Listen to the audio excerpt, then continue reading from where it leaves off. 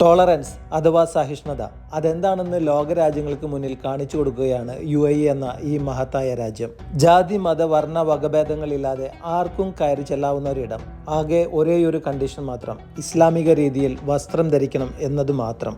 പരിശുദ്ധ റംസാനിൽ ദിനം പ്രതി 10,000-കണക്കിന് ആളുകൾക്ക് ഇഫ്താർ ഒരുക്കി ഇന്ന് ലോകരാജ്യങ്ങൾക്ക് മാതൃകയാവുകയാണ് ഷെയ്ഖ് സാദ് ഗ്രാൻഡ് മസ്ജിദിലെ ഈ ഗ്രാൻഡ് ഇഫ്താറിലൂടെ. ഇവിടേക്ക് ഒഴുകിയെത്തുന്ന ഈ ജനസാഗരത്തിന്റെ കണക്കുകൾ മുൻകൂട്ടി എടുത്തുകൊണ്ടല്ല ഇവിടെ 10,000-കണക്കിന് ആളുകൾക്ക് ദിനം പ്രതി ഇവർ ഇഫ്താർ ഒരുക്കുന്നത്.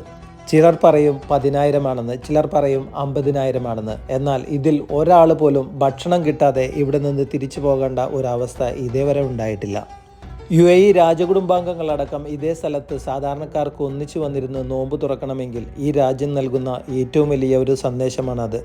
എല്ലാവരും തുല്യരാണ്. വളരെ ചിട്ടയോടുകൂടി എല്ലാവർക്കും ഒരേ സമയത്ത് ഇതുപോലെ ഇഫ്താർ